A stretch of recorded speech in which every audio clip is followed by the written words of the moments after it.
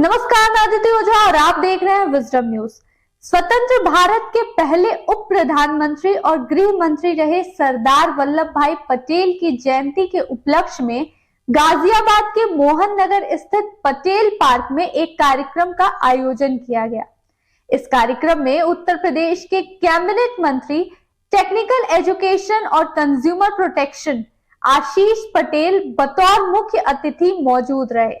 इस कार्यक्रम में विशेष रूप से पटेल सेवा संस्थान गाजियाबाद के संरक्षक, प्रसिद्ध साहित्यकार और विजडम न्यूज के चेयरमैन राजकुमार सचान होरी ने अपने विचार व्यक्त किए। इनके अलावा राम दुलार यादव, देव स्वरूप पटेल, हरबान सिंह पटेल समेत सैकड़ों लोगों ने भाग लिया। कैबिनेट मंत्री आशीष पटेल ने लौह पुरुष को लेकर कुछ रोचक बातें बताई। साथ ही साथ उन्होंने आयोजकों का धन्यवाद दिया। आइए सुनते हैं कैबिनेट मंत्री की बातें। की ओर से आयोजित इस सरदार पटेल जयंती के कार्यक्रम में मुझे यहाँ पर आमंत्रित करने के लिए मैं अपने भाई नरेश कनौजिया को जितना धन्यवाद दूं उतना कम है। बहुत बहुत आपका अभिनंदन करता हूं मैं साथ ही इंजीनियर हरिभान जी को भी धन्यवाद देता हूं, राजकुमार होरी जी को भी धन्यवाद देता हूं। मैं अपनी बात प्रारंभ करने के पहले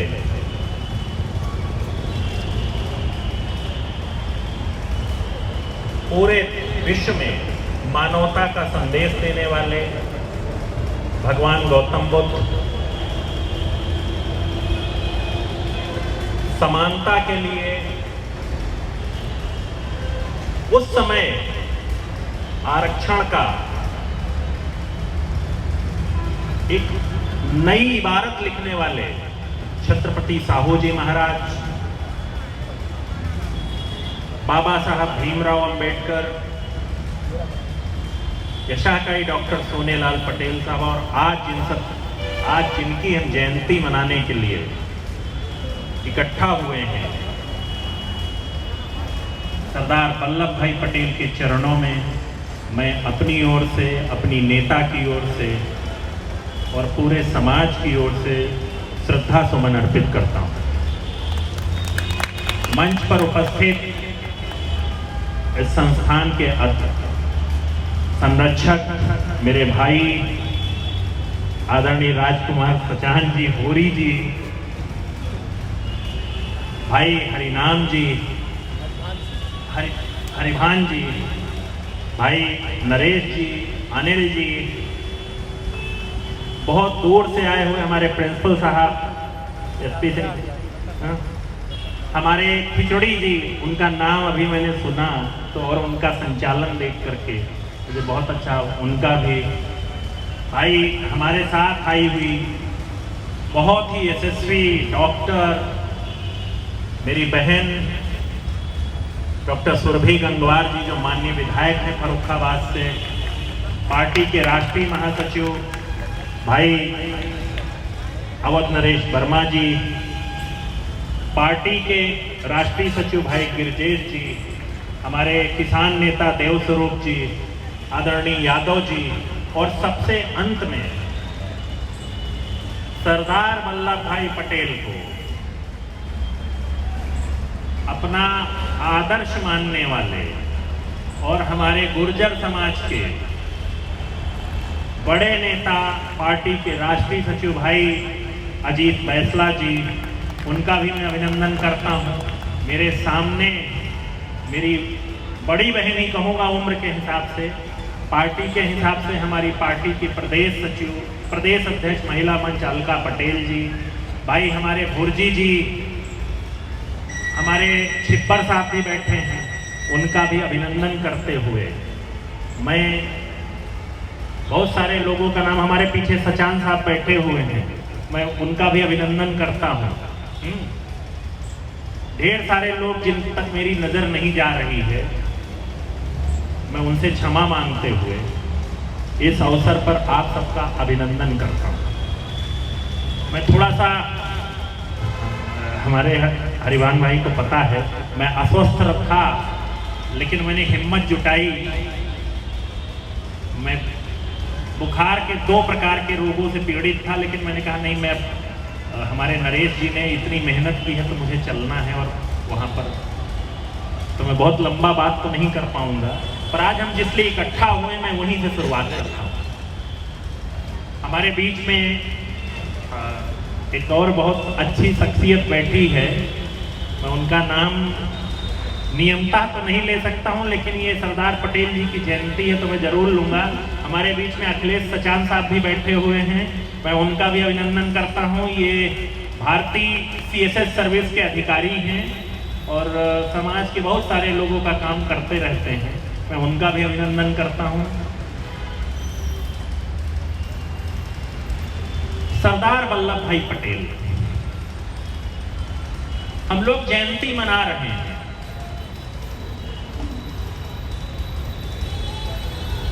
पर क्या हम ये जयंती मना पाने के लायक होते अगर सरदार वल्लभ भाई पटेल ना होते? अभी हमारी बहन ने कहा 562 से ज्यादा रियासत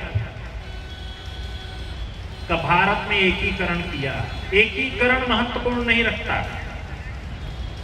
जो परिस्थितियां थी उन परिस्थितियों में उसके लिए जो जिगरा चाहिए था वो हिम्मत, वो जिगर अगर किसी में था तो वो थे सरदार वल्लभ भाई पटेल। सरदार वल्लभ भाई पटेल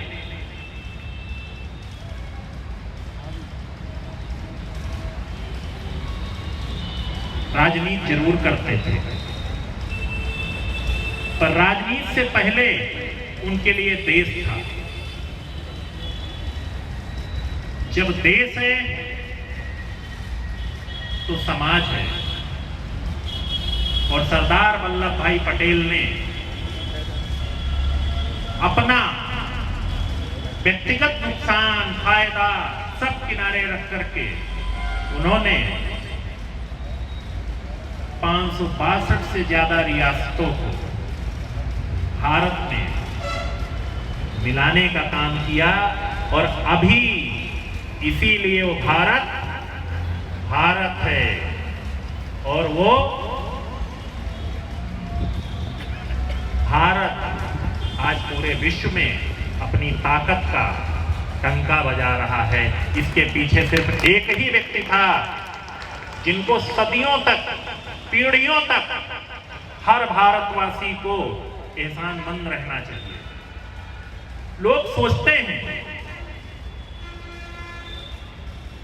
कि उन्होंने क्या काम कर दिया।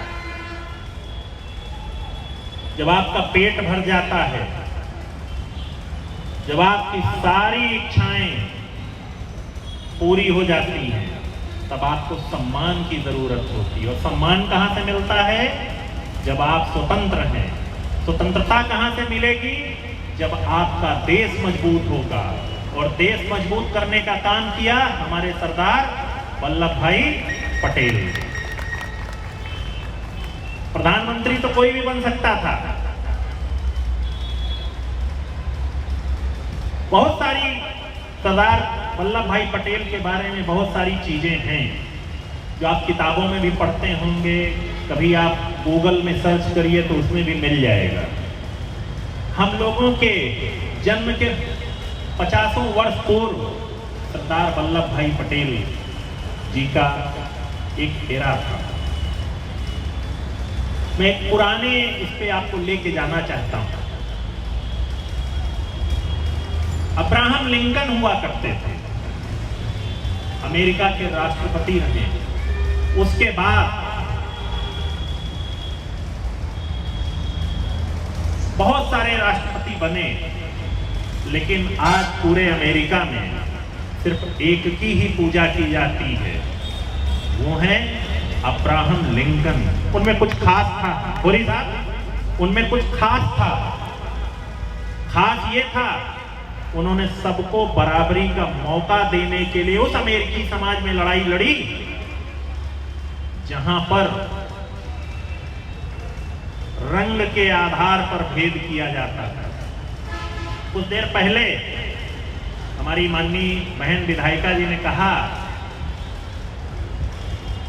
कि जाति आधारित व्यवस्था के युग में सरदार पटेल जी ने बहुत कुछ किया। मैं तो यहां पर स्पष्ट मत रखना चाहता हूं, मेरा मत स्पष्ट है कि जब तक जाति रहेगी तब तक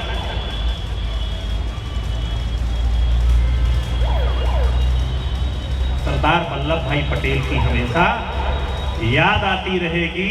जो जोड़ने का काम करते हैं, तोड़ने का काम कभी नहीं। मेरा इस मामले में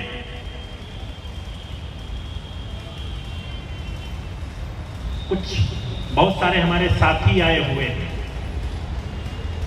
हमारे अभी होरी साहब ने एक बात कही, मैं वहीं पर ले जा रहा हूं। राजनीति के बिना भी समाज का चलना, समाज के सम्मान की रक्षा संभव नहीं है, पर सामाजिक कार्य के बिना समाज का रहना, समाज का जिंदा रहना मुझे तो लगता है असंभव है। और मैं एक बहुत स्पष्ट उदाहरण, मैं किसी का आलोचना करने के लिए यहां नहीं आया हूं, पर मैं उसमें अपने आप को भी सम्मिलित करता हूं। मैंने गुजरात में जाकर के कई अच्छी चीजें सीखी और जो सीखा अपनी क्षमता के अनुसार उसको अपने जीवन में उतारने का प्रयास किया। अब मैं कह दूं मैं 100% उतार दिया तो मैं झूठ बोल रहा हूं, पर मैंने उसमें से कुछ सुधार करने का प्रयास किया। क्या सीखा? गुजरात के जो लोग हैं बहुत मेहनती हैं। मेहनती होने के कारण उन्होंने अपना व्यापार खड़ा किया, और जब व्यापार, छिब्बर साहब सुनिएगा, जब व्यापार खड़ा किया उन्होंने ना, तो जब उनका पेट भर गया, मतलब उनकी इच्छाएं पूरी हो गई, तो उन्होंने अपनी आय से एक निश्चित प्रतिशत निकाला और सामाजिक कार्यों में उसको दान दे दिया। ये होता है सामाजिक कार्य। और कैसे किया उन्होंने, वो भी मैं बताता हूं आपको। उन्होंने भाषण नहीं दिया, होरी साहब, उन्होंने भाषण नहीं दिया। उन लोगों ने किया क्या? उन लोगों ने अपने लोगों के लिए छात्रावास बनाए, अपने लोगों के लिए हॉस्टल्स खोले, अपने लोगों के लिए स्कूल्स खोले, और समाज के उन लोगों को ला करके वहां पर रखने का काम किया जो सक्षम नहीं थे। ये होता है समाज की सेवा। और मैंने एक चीज और देखा कि जब वहां कोई व्यक्ति ये लिखता है कि आशीष पटेल समाज सेवी, तो उसका सम्मान किसी राजनेता से ज्यादा बड़ा हो जाता है। ये है गुजरात की खासियत। मैं जब वहां 5-7 बार गया, 2012 से मैं जा रहा हूं वहां पर, तो मैंने सीखा कि मैं कर क्या सकता हूं। अब मैं कुछ बताना चाहूंगा तो वो उचित नहीं है, लेकिन उसको जीवन में उतारने का कि मैंने अपने वेतन का, मैंने वेतन का एक निश्चित हिस्सा अपने उन लोगों के लिए करने का प्रयास किया है जिन लोगों को वास्तव में उसकी जरूरत है। बहुत छोटा हो सकता है वो, पर एक छोटा सा प्रयास है। यही आज मैं इस मंच के माध्यम से इस सरदार पटेल जी की जयंती के अवसर पर आप सबसे भी अनुरोध करूंगा कि आप लोग भी एक छोटी सी शुरुआत करिए। बात उसका नहीं होता है कि कितना बड़ा वॉल्यूम है, बात इसका होता है कि हम कुछ करना चाहते हैं। सरदार पटेल ने एकता का काम किया। मुझे थोड़ी सी पीड़ा हो रही है, मैं मंच में बहुत सारे हमारे साथी बैठे हैं, उनसे अनुरोध करते हुए इतना जरूर कहूंगा कि सरदार पटेल के नाम पर हमारे जो संस्थान हैं, जो संस्थाएं हैं, उनको अपनी क्षमता का उपयोग गुजरात की तरह सामाजिक कार्यों में करने के लिए पूरी ताकत से जुट जाना चाहिए। ये मेरी एक विशेष वो है। और हम जैसे लोगों का जो जितना सक्षम है, होरी साहब ज्यादा सक्षम हो सकते हैं, गिरजेश पटेल कम सक्षम हो सकते हैं,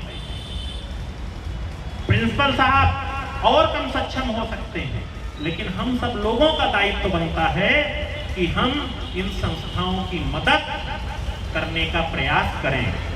उतना ही दायित्व संस्थाओं का बनता है कि इस मदद का उपयोग करके समाज के उन जरूरतमंद लोगों को अधिकतम लाभ कैसे दिलाया जा सके, इस दिशा में प्रयास करना चाहिए। ये मेरा व्यक्तिगत अभिमत है।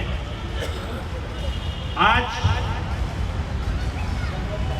मैं यहाँ सरदार पटेल जी के चरणों में बैठा हुआ हूँ, उनके आशीर्वाद से विधान परिषद का सदस्य हूँ।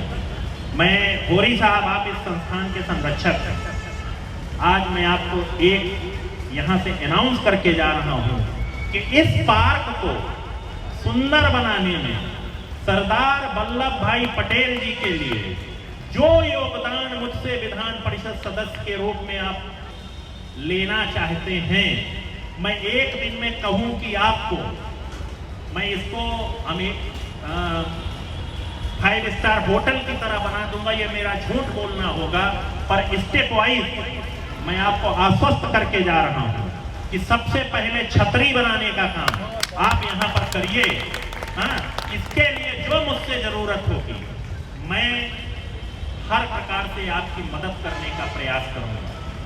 एक विषय और है, आप सबने सरदार वल्लभ भाई पटेल के इस स्मृति स्थल को जिस प्रकार से सजोया है, वो किया है। मैं इतना जरूर आप सबसे कहूंगा कि नियमों के अंतर्गत रहते हुए इसको और सुंदर बनाने का प्रयास करिए। और उत्तर प्रदेश सरकार में प्रतिनिधित्व के नाते मैं आपको पूरा भरोसा दिलाता हूं कि आचार्य होरी जी जो मुझसे मदद मांगेंगे, मैं अपनी पूरी क्षमता भर मदद करने का प्रयास करूंगा। मैं इतना चाहता हूं, आचार्य होरी जी ने एक बात मुझसे और कही है,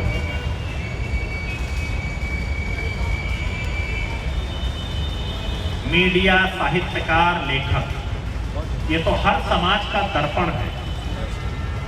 और जब आप 80 साल की उम्र, मैं तो अधिकतम 80 साल की उम्र मानता हूं, कुछ बहुत भाग्यशाली हैं जो 100 साल पार कर जाते हैं, पर 80 साल की उम्र के बाद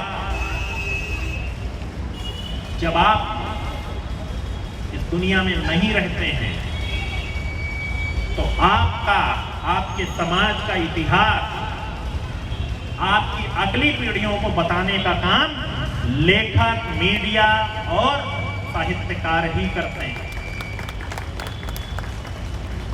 मैं आचार्य होरी जी को ये जरूर आश्वस्त करता हूं कि जैसे जैसे हमारी क्षमता बढ़ेगी वैसे वैसे आपकी शिकायतें भी कम होती जाएंगी। अभी मैं आपसे कोई झूठा वादा कर दूं, ये मेरी फितरत में नहीं है, आप जानते हैं, पर मैं इतना जरूर आश्वस्त करता हूं, मैं आपको बता दूं, जब मैं पहली बार विधान परिषद का सदस्य बना तो उत्तर प्रदेश के, मैं गाजियाबाद में तो मुझे इसकी जानकारी नहीं थी, लेकिन उत्तर प्रदेश के जितने सरदार पटेल संस्थान थे, उन हर सरदार पटेल संस्थानों में, आपको तो होरी साहब पता है, मैंने अपनी निधि से कुछ ना कुछ काम कराने का कार्य किया और किसी ने मांगा नहीं था मुझसे, मैंने अपनी स्वेच्छा से किया था, क्योंकि सरदार पटेल के हम वंशज हैं, तो हमारा दायित्व तो है कि हम कुछ काम कराने का काम करें। आज मुझे किसी ने कहा नहीं कि ये छतरी लगवा दीजिए, लेकिन मुझे लगा कि मैं उनको शब्दों से नहीं नवाज सकता, खुले आसमान में खड़े हैं। ये मेरे लिए शर्म की बात है। मैं सिर्फ इतना कहूंगा कि इसका थोड़ी सी जिम्मेदारी मैं आपको दे रहा हूं। आप मुझसे, आप तो स्वयं प्रशासनिक अधिकारी रहे हैं, नियम कानून के अंतर्गत आप मुझसे जो मदद ले सकते हैं आप निसंकोच मेरे पास आइए। मैं आज इस अवसर पर सिर्फ इतना ही आप सबसे कहूंगा कि सरदार पटेल न दूसरा था, न दूसरा है और न दूसरा भविष्य में हो पाएगा। आज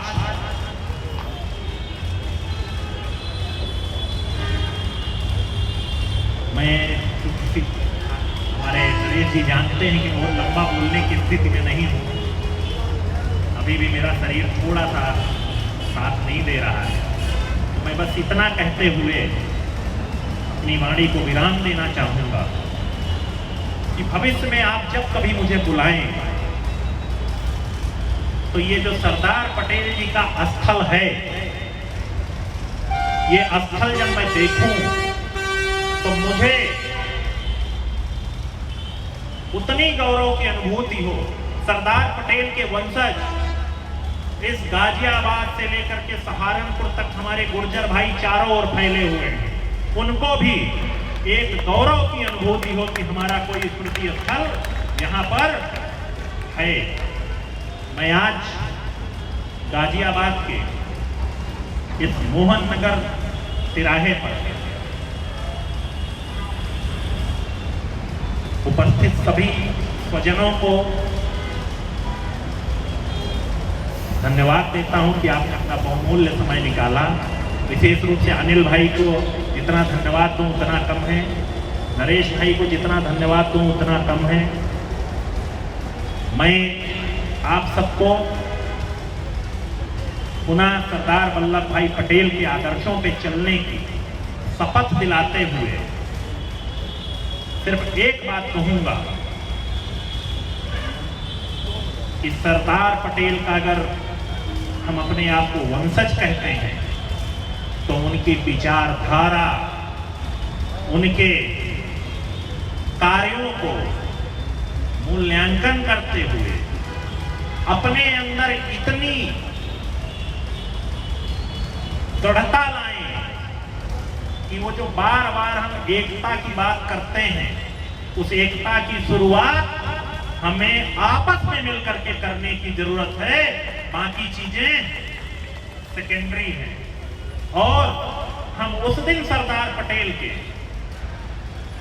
पद चिन्हों पर चलने का वास्तव में संकल्प ले पाएंगे जिस दिन हम सब आपस में एकता ला पाने में सक्षम हो पाएंगे। मैं दूसरों की बात नहीं करता, लेकिन मैं जब से होश संभाला हूं तो मैं कोशिश करता हूं कि मैं किसी का फायदा ना कर सकूं, किसी का मेरे हाथों से कोई नुकसान ना हो। और शायद यही प्रवृत्ति, गोरी जी, शायद यही प्रवृत्ति है कि हमारी नेता आज उत्तर प्रदेश में अपने नेतृत्व में समाज को आगे ले जाने के लिए तेजी से सीढ़ियां चढ़ रही हैं। पुनः मैं आज इस अवसर पर अपनी नेता की ओर से, अपनी पार्टी की ओर से भी, ये राजनीतिक मंच नहीं है लेकिन सब स्वजाति लोग बैठे हैं तो मैं उनको धन्यवाद देना चाहता हूं। और यशाकाई डॉक्टर सोनेलाल पटेल साहब के सभी इष्ट मित्रों को भी धन्यवाद देते हुए उनके चरणों में अपना शीश नमन करते हुए अपनी वाणी को विराम देना चाहता हूं और विश्वास दिलाना चाहता हूं कि सरदार पटेल अगर न होते तो हमारा सम्मान भी न होता, और सम्मान न होता तो कीड़ों मकोड़ों की तरह कोई भी जी लेता है। पुनः सरदार वल्लभ भाई पटेल के चरणों में सभी की ओर से शीश नमन करते हुए अपनी वाणी को विराम देता हूं। जय सरदार, जय पटेल। बहुत बहुत अभिनंदन, बहुत बहुत आपका स्वागत।